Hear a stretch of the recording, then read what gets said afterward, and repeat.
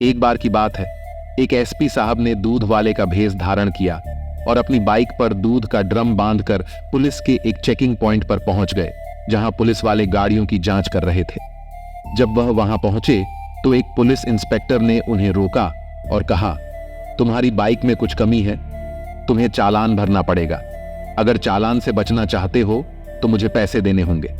तब एसपी साहब ने दूध वाले की तरह ही विनती किया, साहब, मैं बहुत गरीब हूं, रोजाना कमाता हूं और रोजाना खाता हूं, मेरे पास इतने पैसे नहीं हैं। यह सुनते ही इंस्पेक्टर ने उनकी बाइक की चाबी निकाल ली और बाइक जब्त करने लगे। दरअसल एसपी साहब ने यह सब इसलिए किया था ताकि वह जान सके कि पुलिस वालों का बर्ताव आम लोगों के साथ कैसा होता है। तो दोस्तों, इस कहानी की शुरुआत होती है एक राहुल नाम के लड़के से जो अपनी मां के साथ रहता था। राहुल पढ़ा लिखा था, लेकिन उसे अभी तक नौकरी नहीं मिली थी, इसीलिए वह छोटे मोटे काम करके अपने और अपनी मां का गुजारा कर रहा था। एक दिन उसकी मां की तबीयत अचानक बहुत खराब हो गई। तब वह मां को डॉक्टर के पास ले गया। डॉक्टर ने कुछ दवाइयां लिखी और कहा, ये दवाइयां तुरंत लेकर आओ, इन दवाइयों को इसी वक्त जरूरत है, पर ये दवाइयां इस शहर में नहीं मिलेंगी, दूसरे शहर से लानी पड़ेगी। तब राहुल अपनी मां की दवा लेने के लिए तुरंत अपनी बाइक लेकर निकल पड़ा। डॉक्टर ने बताया था कि दवाइयां लगभग 2000 रुपए की आएंगी और ये बहुत जरूरी थी। तब राहुल को दूसरे शहर जाते समय एक जगह पुलिस चेकिंग चल रही थी। वहां पहुंचते ही पुलिस ने राहुल को रोक लिया और उससे बाइक के कागजात दिखाने को कहा। तब राहुल ने सारे कागजात दिखाए। उसके पास हेलमेट भी था और सारे कागजात भी पूरे थे, लेकिन फिर भी पुलिस वाले ने उससे कहा, तुम्हारी बाइक दूसरे शहर की है, इसलिए तुम इसे यहां नहीं चला सकते। तब राहुल ने जवाब दिया, मेरी बाइक के कागजात पूरे हैं, मैंने टैक्स भी भरा है, तो मैं इसे यहां चला सकता हूं। लेकिन पुलिस वाले ने उसे डराते हुए कहा, अगर तुम चालान से बचना चाहते हो तो मुझे 500 रुपए दो, नहीं तो मैं तुम्हारी बाइक आगे नहीं जाने दूंगा। तब राहुल के पास सिर्फ उतने ही रुपए थे जितने उसने अपनी मां की दवाइयां खरीदने के लिए चाहिए थे। अगर राहुल ने वो पैसे उस इंस्पेक्टर को दे दिए होते तो वह अपनी मां की दवाइयां नहीं खरीद पाता। इसलिए उसने इंस्पेक्टर को दंड देने या रिश्वत देने से साफ इनकार कर दिया और बोला, मैं चालान नहीं भरूंगा, आप चाहें तो चालान बना सकते हैं। इस पर इंस्पेक्टर ने गुस्से में कहा, ठीक है, तो मैं अभी चालान बनाता हूं। उन्होंने राहुल की बाइक का फोटो लिया और 4 रुपए का चालान बना दिया। विकास ने जब चालान देखा तो उसे बहुत दुख हुआ, लेकिन उसने सोचा, अभी इन सब का बाद में सोचेंगे, पहले मां की दवाइयां लेकर आता हूं। राहुल मेडिकल स्टोर से दवाइयां खरीदकर डॉक्टर के पास वापस गया और फिर अपनी मां को पूरी बात बताई। उसकी मां को भी यह सुनकर बहुत बुरा लगा, पर अब जो होना था वह हो चुका था। लेकिन यह बात राहुल के मन में बैठ गई। राहुल सोचने लगा, मैंने सारे कागजात सही रखे थे, बाइक के टैक्स भरे थे और हेलमेट भी पहना था, फिर भी उस इंस्पेक्टर ने बेवजह मेरा चालान काटा। उसने तय किया कि वो इस अन्याय के खिलाफ आवाज उठाएगा। फिर राहुल ने अपनी बाइक का आगे पीछे का फोटो खींचा और चालान की कॉपी के साथ सोशल मीडिया पर पोस्ट कर दिया। साथ ही उसने एक वीडियो भी बनाया जिसमें उसने अपनी आप बीती बताई। पोस्ट डालते ही वो वीडियो वायरल हो गया और यह खबर पुलिस विभाग तक भी पहुंच गई।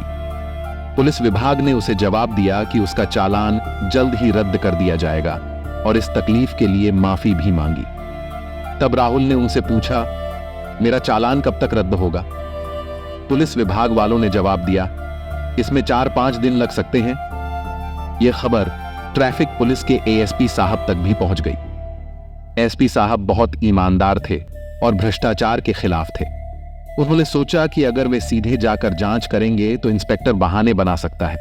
इसीलिए एसपी साहब ने दूध वाले का वेश बनाया, एक पुरानी बाइक ली, उस पर दूध के ड्रम लगाए और हेलमेट पहनकर उसी चौकी पर पहुंच गए। वहां पहुंचते ही एक हवलदार ने उन्हें रोका और थोड़ी देर बाद वही इंस्पेक्टर वहां आया। उसने एसपी साहब को देखकर कहा, तुम्हारी बाइक बहुत पुरानी है, तुम्हें चालान भरना पड़ेगा। दूध वाले के वेश में एसपी साहब ने कहा, साहब, मैं गरीब आदमी हूं, रोज कमाता हूं और रोज खाता हूं, मेरे पास सभी कागजात भी पूरे हैं। तब इंस्पेक्टर उनकी बात सुनकर एसपी साहब से कहा, तुम्हारी बाइक बहुत पुरानी लग रही है। इस पर एसपी साहब ने उन्हें अपने कागज दिखाते हुए कहा, साहब, बाइक तो सिर्फ साल भर पुरानी है और बिल्कुल ठीक हालत में भी है। फिर इंस्पेक्टर ने उनके हेलमेट को देखा और बोला, तुम्हारा हेलमेट टूटा हुआ है। एसपी साहब ने नम्रता से कहा, साहब, हेलमेट पुराना जरूर है लेकिन टूटा नहीं है। आप देख सकते हैं इस पर ISI मार्क भी है। यह कहकर एसपी साहब ने हेलमेट निकालकर दिखाया। तभी इंस्पेक्टर ने उनकी बाइक की चाबी निकाल ली और आगे बढ़ते हुए बोला, यहां से निकलना है तो पैसे देने ही पड़ेंगे। ये सब देखकर एसपी साहब को गुस्सा तो आया, लेकिन उन्होंने अपने आप पर काबू रखा क्योंकि वह इंस्पेक्टर को रंगे हाथ पकड़ना चाहते थे। तभी वह हवलदार जो पहले बाइक रोकने आया था उनके पास आया और बोला, साहब से क्यों झगड़ रहे हैं? 300-400 रुपये दे दीजिए और मैं साहब से कह दूंगा कि आपको जाने दे। फिर हवलदार ने इंस्पेक्टर को बुलाकर कहा, साहब, ये गरीब आदमी है, इसे जाने दें, ये 400 रुपये दे देगा। तब एसपी साहब ने कहा, साहब, मैं 400 रुपये आज तो दे सकता हूं, लेकिन मैं रोज कैसे दूं? मैं रोज यहां से गुजरता हूं। इस पर इंस्पेक्टर ने कहा, अच्छा, आज 400 रुपये दे दो और हर रोज 2 लीटर दूध लेकर आना और मुझे देना, फिर तुम्हें कोई नहीं रोकेगा। तब एसपी साहब ने कहा, साहब, दूध तो मैं माप कर लाता हूं, अगर आपको दूंगा तो मेरे ग्राहकों को नहीं मिलेगा। इस पर इंस्पेक्टर हंसते हुए बोला, कोई बात नहीं, तुम दूध में थोड़ा पानी मिला देना, काम चल जाएगा। इंस्पेक्टर की यह बात सुनते ही एसपी साहब को गुस्सा आ गया और उन्होंने उसे एक जोरदार थप्पड़ मार दिया। आसपास के सारे पुलिस वाले यह देखकर हैरान रह गए। तभी एसपी साहब ने अपना पहचान पत्र निकाला और सबको दिखाते हुए बोले, मैं यहां का ट्रैफिक एसपी हूं और मैं यहां इस भ्रष्टाचार को खत्म करने आया हूं। इसके बाद उन्होंने उस इंस्पेक्टर और वहां मौजूद सभी पुलिस वालों को सस्पेंड कर दिया और उन पर उचित कार्यवाही करने का आदेश दिया। जब राहुल को यह सब पता चला तो उसने अपनी मां को यह खबर सुनाई और कहा, मां, सारे पुलिस वाले एक जैसे नहीं होते। जहां मेरे साथ अन्याय हुआ था वहीं एएसपी साहब ने भ्रष्टाचार के खिलाफ कदम उठाया। यह सुनकर उसकी मां बोली, बेटा, सच और ईमानदारी का हमेशा साथ देने वाला भगवान होता है, सच्चाई की हमेशा जीत होती है। दोस्तों, ये कहानी थी एक ईमानदार एसपी साहब की, जिन्होंने दूध वाले का रूप लेकर एक भ्रष्ट इंस्पेक्टर को सबक सिखाया। तो दोस्तों, ये थी हमारी आज की कहानी।